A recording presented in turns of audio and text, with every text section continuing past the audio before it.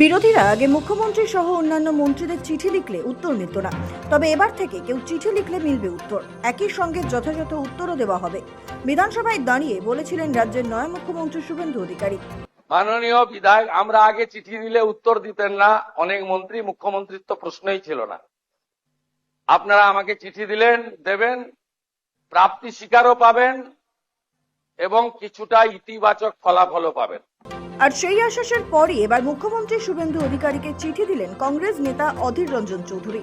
রাজ্য সরকারের সাম্প্রতিক একটি বিজ্ঞপ্তি ঘিরে মুর্শিদাবাদ জেলা সহ রাজ্যের বিভিন্ন প্রান্তে তৈরি হয়েছে বিভ্রান্তি ও চাপা উত্তেজনা। এই পরিস্থিতিতে রাজ্যের সংখ্যালঘু অধ্যুষিত জেলাগুলির মানুষের ক্ষোভ ও উদ্বেগ প্রশমন করতে সরাসরি মুখ্যমন্ত্রী শুভেন্দু অধিকারীর হস্তক্ষেপ দাবি জানালেন কংগ্রেসের বর্ষীয়ান নেতা অধীর রঞ্জন চৌধুরী। মুখ্যমন্ত্রীকে একটি চিঠি পাঠিয়ে এ বিষয়ে সুনির্দিষ্ট কিছু পরামর্শও দিয়েছেন লোকসভার প্রাক্তন বিরোধী দলনেতা। সরকারি বিজ্ঞপ্তিতে বিভ্রান্তি ও ক্ষোভ। চিঠিতে অধীর চৌধুরী লিখেছেন, গত 13ই মে পশ্চিমবঙ্গ সরকারের পক্ষ থেকে পশু বলি সংক্রান্ত নির্দেশিকা মেনে চলার জন্য একটি পাবলিক নোটিশ জারি করা হয়েছিল। এই সরকারি নির্দেশিকাটি প্রকাশ্যে আসার পর থেকেই সাধারণ মানুষের মনে নানান ধরনের বিভ্রান্তি ও অসন্তোষ দানা বাঁধতে শুরু করেছে। অধীরের মতে, রাজ্যের আইন শৃঙ্খলা ও সামাজিক সম্প্রীতি বজায় রাখার স্বার্থে বিষয়টির দ্রুত সমাধান হওয়া অত্যন্ত জরুরি। বহু সংস্কৃতির বাংলা মুর্শিদাবাদের বিশেষত্ব।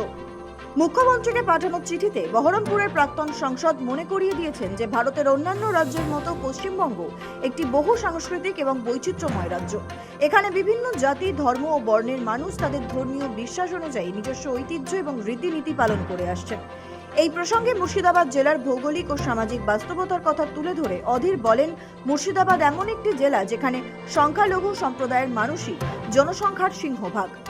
ফলে এই নতুন সরকারি নির্দেশিকা ঘিরে স্বভাবতই ওই সম্প্রদায়ের মানুষের মনে গভীর উদ্বেগ ও আতঙ্কের সৃষ্টি হয়েছে। নির্দিষ্ট স্থান চিহ্নিত করার প্রস্তাব। বিভিন্ন সম্প্রদায়ের মানুষ যাতে কোনো রকম দ্বিধা বা সমস্যা ছাড়াই তাদের সামাজিক ও ধর্মীয় আচার অনুষ্ঠান পালন করতে পারেন, তার জন্য একটি মধ্যপন্থার প্রস্তাব দিয়েছেন অধীর চৌধুরী।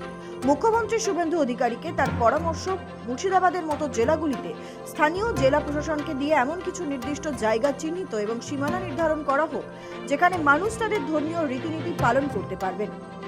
এই চিহ্নিত স্থানগুলি যেন কেবলমাত্র সংশ্লিষ্ট ধর্মীয় গোষ্ঠীর প্রথাগত ও ঐতিহ্যবাহী আচার অনুষ্ঠান পালনের জন্যই ব্যবহার করা হয়। সব মিলিয়ে প্রাক্তন কংগ্রেস সাংসদের মতে এই পদক্ষেপ গ্রহণ করলে একদিকে যেমন সরকারি নিয়ম মানা সম্ভব হবে, তেমনি অন্যদিকে মুর্শিদাবাদের সংখ্যালঘু সম্প্রদায়ের একটি বড় অংশের মানুষের মনে তৈরি হওয়া ক্ষোভ ও বিভ্রান্তির অবসান ঘটবে। চিঠিতে অধীর চৌধুরী আশা প্রকাশ করেছেন যে মুখ্যমন্ত্রী শুভেন্দু অধিকারী নিজে এই সংবেদনশীল বিষয়ে হস্তক্ষেপ করবেন এবং জেলা জুড়ে তৈরি হওয়া এই অস্থির ও অস্বস্তিকর পরিবেশের দ্রুত নিষ্পত্তি ঘটাবেন। রাজ্য সরকারের নতুন জমানায় এই স্পর্শকাতর বিষয়টিকে প্রশাসন কিভাবে সামাল দেয়, এখন সেটাই দেখার। ব্যুরো রিপোর্ট, সময়, কলকাতা।